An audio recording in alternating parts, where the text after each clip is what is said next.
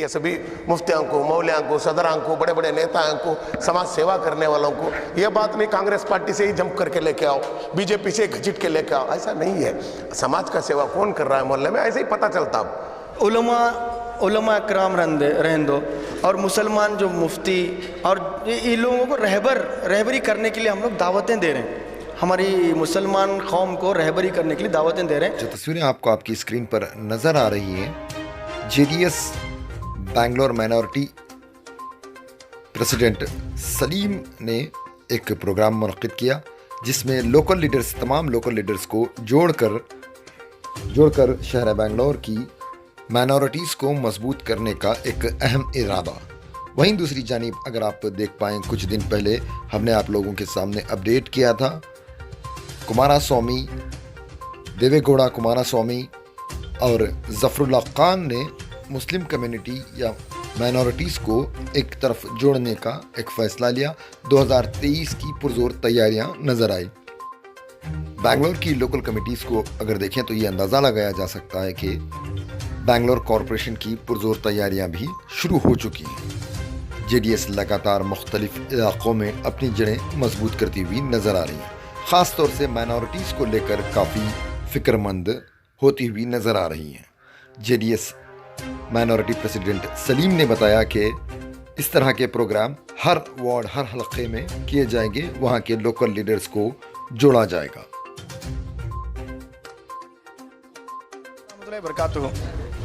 जी, आज का एक मीटिंग का मकसद ये था कि आप शायद बड़े दिनों से देख रहे हैं हमारे JDS के अंदर खान साहब, ज़फ़रुल्लाह खान साहब रहने दो, बड़े हमारे देवेगौड़ा साहब रहने दो, कि ज़्यादा तवज्जो हमारे कुमाराना साहब रहने दो, ये सारा ज़्यादा तवज्जो मुसलमानों के गौर फ़िक्र में लगे हुए हैं। तो आने वाले दिनों में उलमा इकराम रहने दो, और मुसलमान जो मुफ्ती और इन लोगों को रहबरी करने के लिए हम लोग दावतें दे रहे हैं।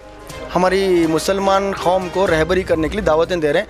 आने वाले दिनों में ज़्यादा से ज़्यादा तादाद में मुसलमान कॉरपोरेटर बने, मुसलमान MLA बने, यही हमारी ख्वाहिश है। और बड़े साहब की भी ख्वाहिश यही जता रहे थे। इसी वजह से आज से ये पहली मीटिंग रहेगी।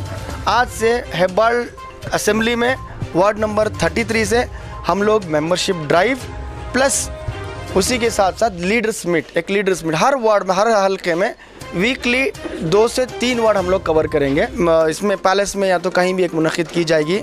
बड़े तादाद में मुसलमान हमारे से जुड़ें, और आने वाले दिनों में अगर कोई भी कैंडिडेट, मुसलमान कैंडिडेट अगर रहबर हो, वो भले ही अपने JDS का ना हो, भले ही कोई कांग्रेस पार्टी का ना हो, भले ही कोई पार्टी का ना हो, अगर उसने रहबरी की हो, कौम की खिदमत की हो, आने वाले दिनों में हम लोग ऐसे कैंडिडेट हम लोग आगे चुनकर देंगे। मुसलमान कैंडिडेट ज़्यादा उतारने की कोशिश कर रहे हैं। जी, अभी BBMP में जी कितने सीट जो है, कितने कॉर्पोरेशन में कितने लोगों को, मुस्लिम लीडर्स को आप सीट दे सकते हैं? जी, बड़े साहब का कहना था कि 75 सीट्स हम लोग मुसलमानों को देने का वादा किया है।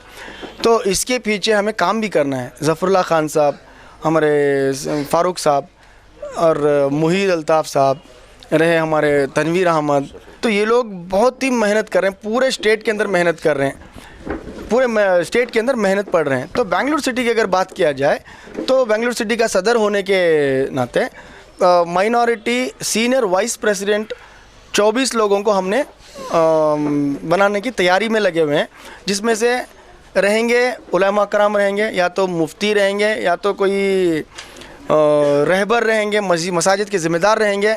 तो ये लोग डायरेक्टली बड़े साहब देवेगौड़ा साहब को रिपोर्ट करेंगे। उन्होंने ऑलरेडी कह दिया है कि उनकी लिस्ट उन तक पहुंचाना हमें, ये मेरी जिम्मेदारी है।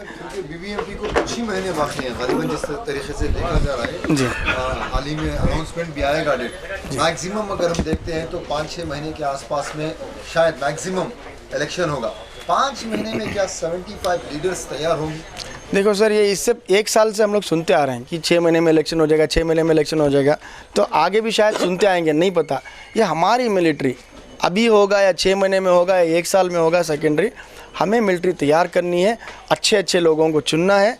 हमारे ज़फ़रुल्लाह खान साहब की सदारत में, फ़ारूक साहब की सदारत में जितने भी हमारे सीनियर स्टेट लीडर्स हैं, हमारे कर्नल नज़ीर साहब हैं जो मेरी सदारत में, और जितने भी हमारे सीनियर वाइस प्रेसिडेंट्स जो मेहनत पढ़ रहे हैं सारे बेंगलुरु सिटी के अंदर, उसके साथ साथ जो भी हल्के के माइनॉरिटी प्रेसिडेंट्स जो इसके पीछे मेहनत कर रहे हैं। बड़े साहब ने वेरी क्लियरली कह दिया है कि मुसलमानों की सीट में कोई भी दोहराई दखल अंदाजी कोई नहीं होगा। इंशाअल्लाह हम लोग सर्वे करेंगे, अगर कोई भी अगर आने वाले दिनों में अच्छा सा कैंडिडेट अगर आता है तो ज़फ़रुल्लाह खान साहब, इमरान मुहीद, मैं, सीनियर वाइस प्रेसिडेंट और जो कॉन्स्टिट्यूंसी का माइनॉरिटी प्रेसिडेंट रहेगा, उनके सदारत में इंशाअल्लाह ताला उनको सेलेक्ट करके काम करने का मौका दिया जाएगा। सियासी जमातें कह रही हैं मुसलमानों की तरफ कॉन्सेंट्रेट दे रही है जेडीएस, इसलिए कि मुस्लिम वोट को डिवाइड किया जाए, इस पर आप क्या कहते हैं? देखो, हम लोगों ने पहले ही हमारे कुमाराना साहब ने बता दिया है कि जहाँ पे हमारा स्ट्रेंथ, जहाँ पे हमारे कैंडिडेट का पावर, जहाँ का अगर जो पावरफुल है कैंडिडेट, तो उसको वोट करके जिताएं।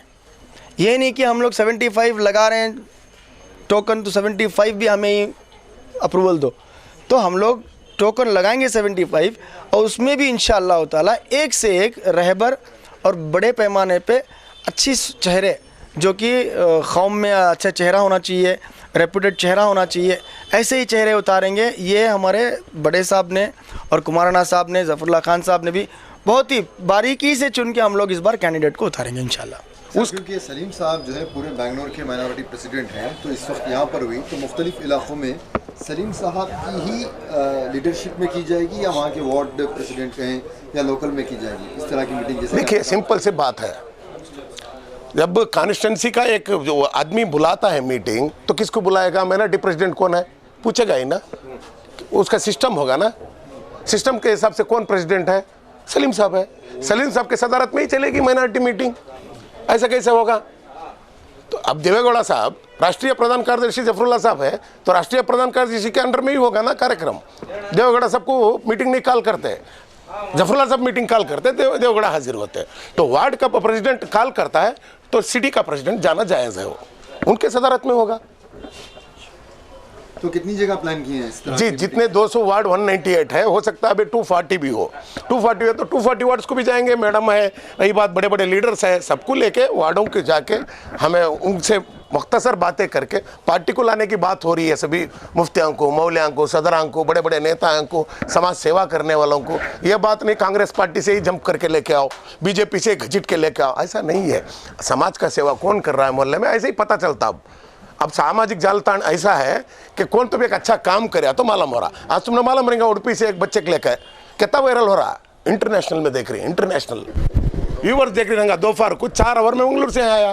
तो उस हिसाब से वार्ड में जाने के बाद मालूम पड़ जाएगा मैडम है यहाँ की हेड, तो हम उनको लाने की कोशिश करेंगे। भाई हमारे घर आओ, हमारे घर का काम शुरू करो, हमारे बच्चों को समझाओ आपको कैसे पार्टी बनाया जाएगा। इस हिसाब से हमें देवेगौड़ा साहब से, कुमार स्वामी से विश्वास है, मुसलमानों के ऊपर उन्होंने जो भरोसा रखा है, उस भरोसे के हिसाब से बहुत सारे मुसलमान यहाँ से छोड़ को भी गई, बहुत दबदबा करती, लेकिन वो दबदबा बहुत दिन नहीं रहता।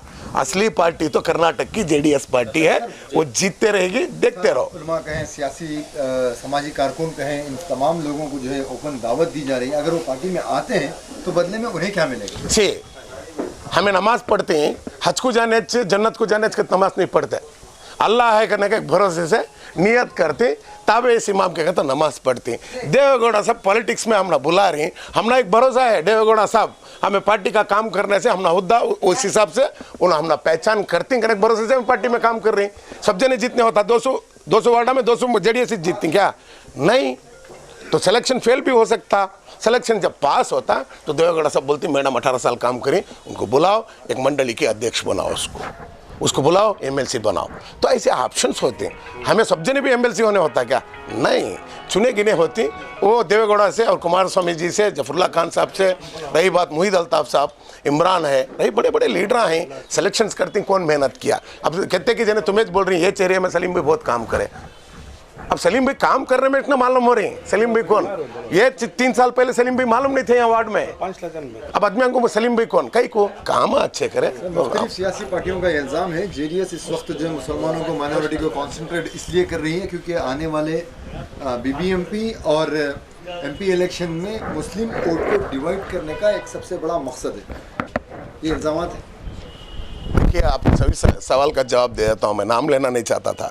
तो कांग्रेस अभी उत्तर प्रदेश में चुनाव ही नहीं आया, चुनावी दंगल के लिए कर्नाटक से एक नेता को चुन लिया, फिर इन्होंने क्या कर रहा है वहाँ पर, यही तो फोड़ने की चाल के लिए बुला के जा रहे हैं वहाँ। असदुद्दीन को काउंटर दो, क्या वहाँ योगी आदित्यनाथ को काउंटर दोगे तो कब तक बोले, कल से सुन रहा हूँ मैं, वहाँ जाओ। असदुद्दीन कौन, हमारे ही आदमी का, हमारा आदमी चाकू चलाने वाली कौन, कांग्रेस पार्टी। फिर हमारे को क्या सवाल है ये बात की, हमें तो मुसलमानों के साथ सदा है, आज भी है, आगे भी रहती जेडीएस पार्टी। चला रही है तो आप भी चलाएंगे?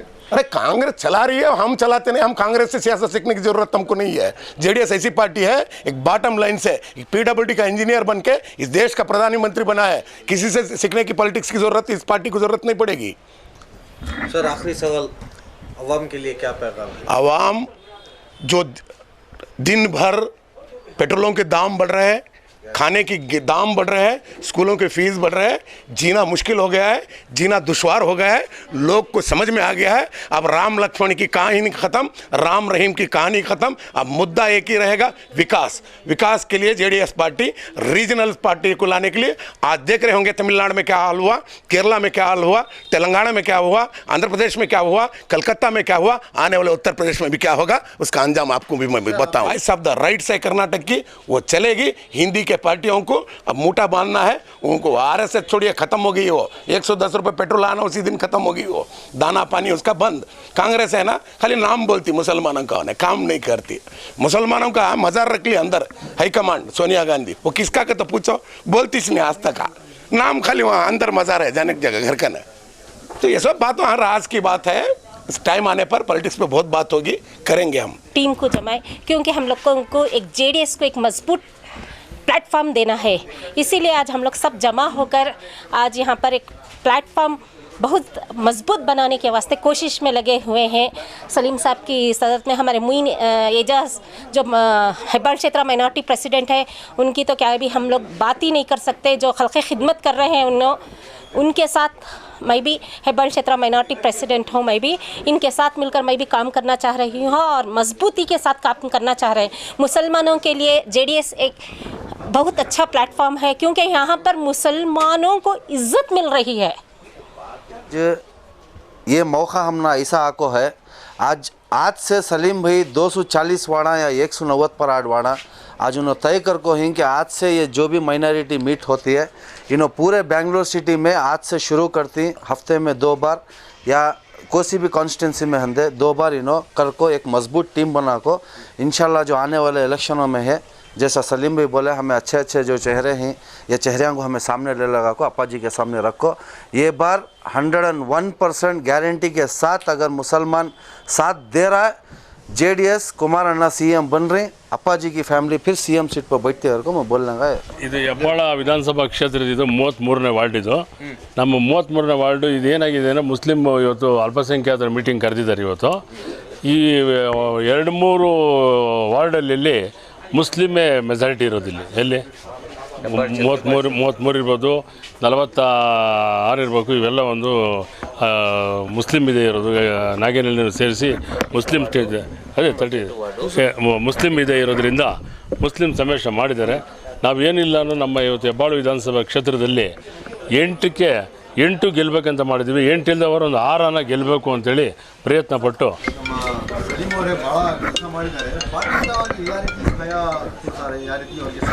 ದೊಡ್ಡವರೇ ಅವ್ರ ಜೊತೆಯಲ್ಲೇ ಇದ್ದಾರಲ್ಲ ಹಾಂ ದೊಡ್ಡವರೇ ಇರೋದ್ರಿಂದ ಈ ನಮ್ಮದೆಲ್ಲ ಏನು ಸಹಾಯ ಏನಿದೆ ಇಲ್ಲಿ